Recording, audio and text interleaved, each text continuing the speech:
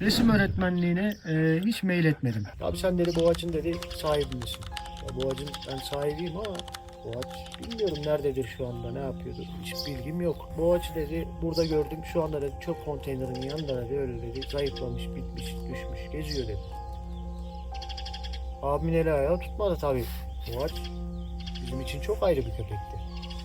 Abim dedi ki köpeği indiriyorum, sizi de indiriyorum. Ben İstanbul'a gidip geleceğim. Abi etme gitme nasıl edelim? Şöyle biz burada nereye gideriz, nerede otururuz? Ya sen yol yorgunuyuz zaten, o kadar yol gitti. Ve o köpek işin en acı kısmı barınakta öldü. Hiçbir köpekten kötülük göremezsin.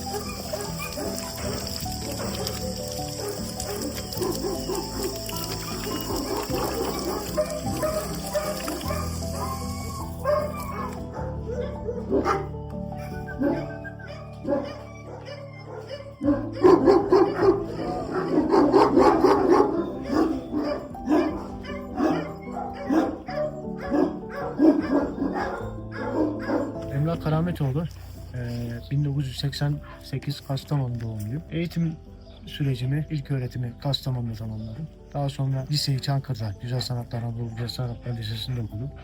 Daha sonra Ankara Gazi Üniversitesi Resim İşi Öğretmenliği bölümünde üniversite hayatımı tamamladık. Daha sonraki süreçte bu köpeklere zaten sevdalıydık. Bunlarla beraber 38 yılı geçirdik diyelim hocam. Resim öğretmenliğine hiç mail etmedim. Tamam, okulunu okudum, eğitimini gördüm. Resim öğretmenliği bana cazip gelmedi. Öğretmenlik genel anlamda cazip gelmedi. Ülke düzenine ben biraz karşıyım.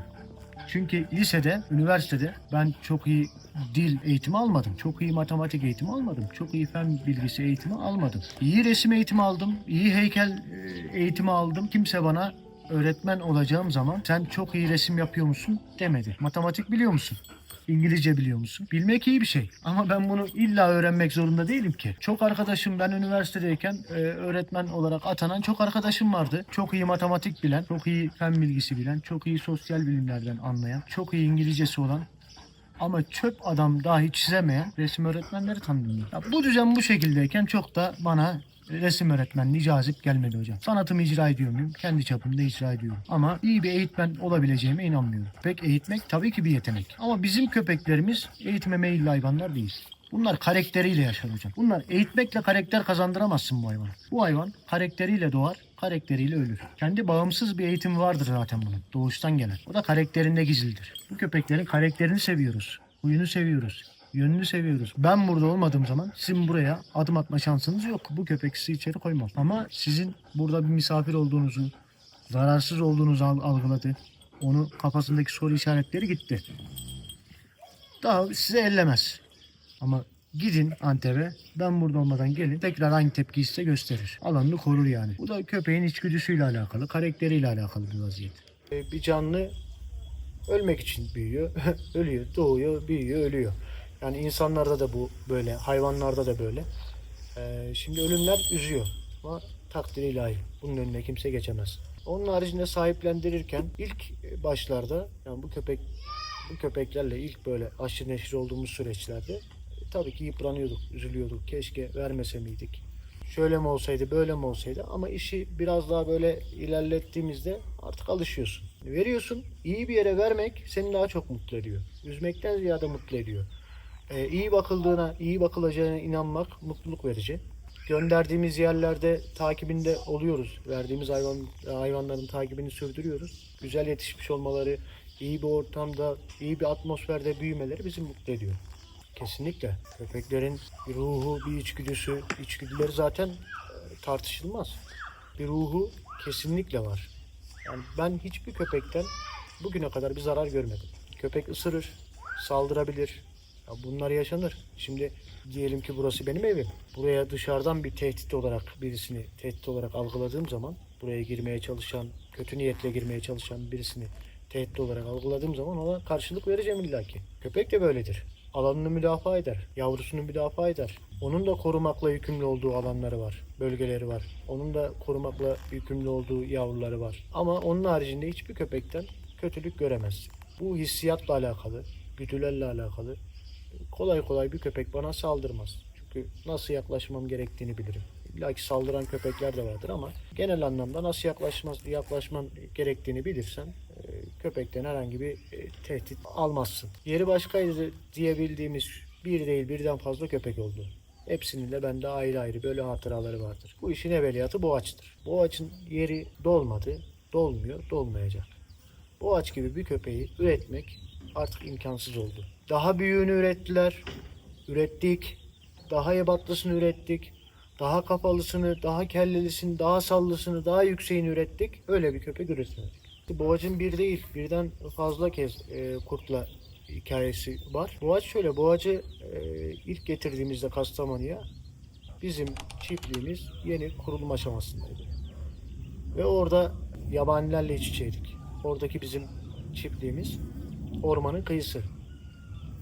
Ve yabanilerin ortamına girdik biz. Kurttur, ayıdır, domuzdur, çakaldır, tilkidir. Bunların meskenine biz kurulduk. Ve bunların en büyük tehdidi bizim köpeklerimizdi. Yani zamanla onlar da alıştılar. Artık böyle o bölgeye gelmemeye başladılar yabani hayvanlarda. Biz bu ağacı bizdeki görevini hiçbir zaman tamamlamayacaktı. Ölene kadar da bizim kapımızda kalacaktı. Ama o zamanki ekonomik şartlar, para biraz cazip geldi. Ekonomik sıkıntılarımız da oldu. O sebepten o zamanın parası iyi bir paraya verildi bu ağaç. Güzel bir rakama gitti. Bu ağaç gittiği yerden de el değiştirdi. Birkaç el değiştirdi. Daha sonra biz bu ağaçtan haber alamadık. Nereye gitti, ne yaptı, kimin eline geçti hiçbir şekilde haber alamadık. Hiç unutmuyorum. İzmir'e gittik. Abimle yine bir köpek almak için İzmir'e gittik. Hatta oraya da bir köpek bıraktık. Dönüşte çok iyi hatırlıyorum. Adapazarı'nda abimin telefonu çaldı. Hepimiz arabadayız. Amcaoğlum var, abim var, ben varım. Abim arabayı kullanıyor. Abimin telefonu çaldı. Bir arkadaş. Abi sen dedi Boğaç'ın dedi sahibi misin? Ya Boğaç'ın ben sahibiyim ama Boğaç bilmiyorum nerededir şu anda, ne yapıyordur. Hiç bilgim yok. Abi ben Boğaç'ı dedi İstanbul'dayım şu anda. Boğaç'ı dedi burada gördüm. Şu anda dedi çöp konteynerin yanında dedi öyle dedi. Zayıflamış, bitmiş, düşmüş, geziyor dedi. Abimin eli ayağı tutmadı tabii. Boğaç bizim için çok ayrı bir köpekti. Olduğumuz yerde durduk. Arabada köpek var. Abim dedi ki köpeği indiriyorum, sizi de indiriyorum. Ben İstanbul'a gidip geleceğim. Abi etme gitme nasıl edelim? Şöyle biz burada nereye gideriz, nerede otururuz? Ya sen yol yorgunuyuz zaten. O kadar yol gittik geldik. Yorgun argın yola çıkma. Başka bir çözüm bulalım vesaire. Abimi zor bela ikna ettik. Daha sonra o taksici arkadaşa abim ricada bulundu. Dedi ki o köpeğin haberini veren arkadaş da taksici, ticari taksiciler. Adamdan bir ricada bulundu. Abi neyse masrafını ben karşılarım. Köpeği at gel Kastamonu. Ben neyse fazlasıyla bunun bedelini ödemeye hazırım dedi. Köpeği o şekilde getirdiler. Baktık Boğaç. Yani köpek bitmiş. O ejderha gibi köpek fare kadar kalmış. Ama o heybeti, o asaleti, o karizması hala yerli yerinde. Hiçbir şey eksilmemiş oradan. Sadece bedenen düşmüş yani. Köpeği aldık, besledik. Yine böyle tabiri caizse sote bir yere koyduk. Görelerden olmasın, şu olmasın, bu olmasın. Köpeği saklamak değil maksat. Köpeği alırlar, yine o hale koyarlar. Onu düşündüğümüz için köpeği soteye çektik. Yine eski sağlığına kavuşturduk ama artık döl verimi düşmüştü. Damızlık vasfı bitmişti. Biz ahde vefa için dedik ki güzel yaşadı, güzel ölsün. Belli bir süreçte kötü zamanlar oldu ama bundan sonrasını ölene kadar güzel geçirsin dedik. Daha sonra o köpeği o sokağa düşüren vatandaşlar köpeğin bizde olduğunu öğrenmişler. Geldiler dediler köpek sizdeymiş dedik. Biz de işte biz köpeğe şu kadar para verdik aldık. Dedik tamam köpek burada para vermiş almışsınız tabii ki. Köpeği götürün. Ama o hale tekrardan düşürmeyin. Yazık, günahtır bu köpeğe. Dedik, adamları aldı gitti köpek. Daha sonra barınağa düştü. Ve o köpek, işin en acı kısmı, barınakta öldü.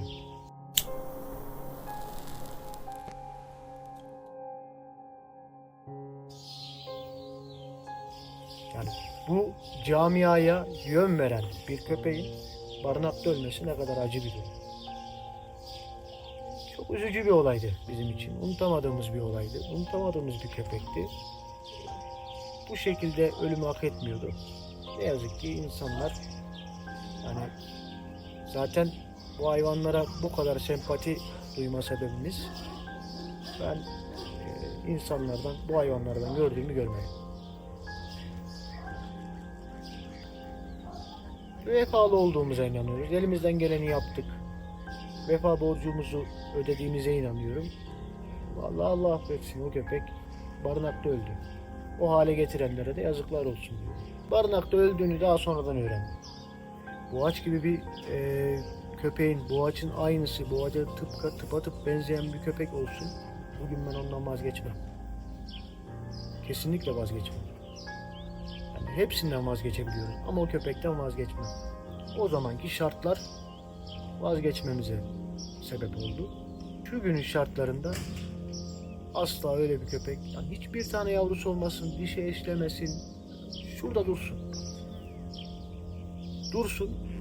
O insanı öyle bir, yani bu işe gönül verenler anlar, beni daha iyi anlar. Yani o orada dursun, seni her gün motive eder. Her gün kendine seni aşık eder. Öyle bir hayvanlar. Hocam zaten Boğaç'ın karakteri nasıl diyorsun? Zaten şöyle bir durum. Yani Boğaç'tan daha üstün köpekler de ürettik. Daha iyilerini, daha gösterişlerini de ürettik. Yani insanı kendine en çok çeken tarafı da Boğaç'ın karakteriydi. Karizmasıydı, simasıydı. Ve yani böyle köpekte dehşet bir asalet vardı. Her gördüğünde günde 50 sefer gör, 50 seferde aynı tutkuyla bakabilirsin köpeğe. Öyle bir köpekti yani. Çocuğun o hayvanları çok sevsin. Ellerinizden öper, 1,5 yaşında bir oğlum var. Çok seviyor hayvanları. Yani inanılmaz bir hayvan tutkunu. Hayvanların hepsini sevsin. Bir tek köpekleri değil, bütün hayvanları sevsin. Hayvan sevmeyen insan sevemez. Böyle bir alternatif yok.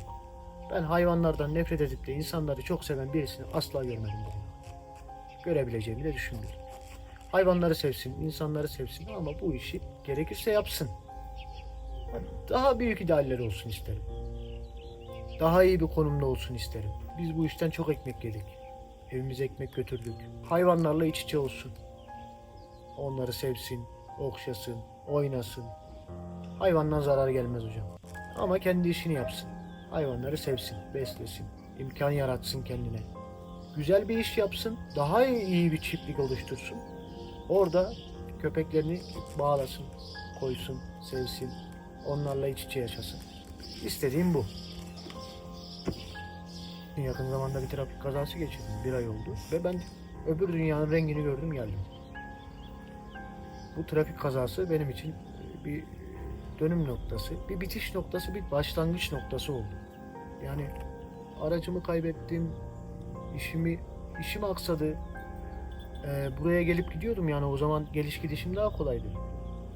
Ya ama bu işten, bu hayvanlardan beni hiçbir şey, yani ölümün eşiğinden dönmek bile bu hayvanlardan beni uzaklaştıramadı. Antep'ten geliyorsunuz, buranın mesafesi ortada.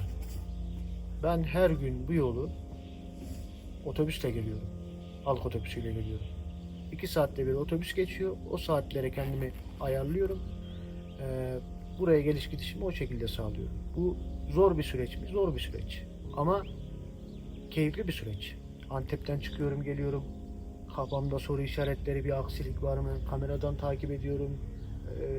Her şeye hakim olamıyorum, yeri geliyor. Hep bu bir merakla geliyorum. Hep bir böyle beni motive eden bir beklentim var burada. Yavrular nasıl oldu acaba? Yemeklerini yediler mi? Annelerini emdiler mi? İşte suları tükendi mi? Suları ısındı mı? Yaz mevsimi? Hep bunları düşünerek hareket ediyorum. caydıramadı hocam. Ölümün eşiğinden bile dönmek beni bu işten 5 gün uzaklaştırdı. 5 gün istirahat ettim. 5 gün evde ağrılarım oldu. O süreci atlattım. Baktım ayaklandım. Ağrım kalmadı, sızım kalmadı. O panik atmosferinden uzaklaştım. Biraz kafa olarak rahatladım. Rahatladığım gün kendimi burada buldum. Köpeklerimin yanında buldum. Ben Antep'e sıfırla geldim hocam. Gaziantep'e gelme sürecim benim sıfır. Geldim. Ne iş yapacağıma dair bile bir bilgim yoktu. Antep'e geldim. Yüzme havuzu, arıtma sistemleri üzerine iş yapan bir firmada işe başladım. Orada yüzme havuzu, arıtma sistemleri üzerine o işi öğrendim. Halen daha devam ediyorum. Yani yapabildiğim kadar yapıyorum. Öyle söyleyeyim size. Sıfırla geldim. Daha sonra oradan ayrıldım. Kendim bağımsız işler yapmaya başladım. Ekstradan köpeklerle uğraşıyordum. Ben şehir seven bir insan değilim. Gaziantep'i şöyle alıp da buraya koymuyorum. Ben bu şehri sevmiyorum diye bir olay yok. Ben şehir sevmiyorum. Küçücük bir şehirde olsa ben şehir sevmiyorum. Bana böyle bir kırsal havası almam lazım. Dere akması lazım yakınımdan. Bir yağmur yağdığı zaman bir yağmurun sesini dinleyebilmem lazım. Şehirde arabaların sesinden yağmur yağsa bile yağmurun sesini dinleyemiyorsun. İnsanı deşarj eden şeyler var hayatta. Beni de deşarj eden doğa, hayvanlar. Yani zaten bu hayvanları doğanın dışarısında bakamazsın. Şehirde bakamazsın bu hayvana. Onu da sağ olsun. Yani Antep'te böyle bir şey yapabileceğime inanmazdım. Söyleseler de inanmazdım. Gaziantep'e geldiğimde tabii bir yıllık bir çalışma sürecim geçti. Çocuğum oldu. Onun süreci vesaire. Bir yılı geçirdik. Daha sonra şey aklıma düştü. Ya biz Gaziantep'e bir sürü köpek verdik Kastamonu'dayken. Bir sürü köpek sahiplendik. Bu köpekler nerede? Bir arayışa girdim. Yani beslemek değil kaygım. Görmek bile beni rahatlatacak biliyorum. Öyle bir arayışa girdim. Ercan abiyle tanıştık bu vesileyle. Sosyal mecradan tanıştık. Buraya getirdi Ercan abi beni. Buraya davet etti. Baktım köpeklerine bayıldım. Çok iyi köpekleri var.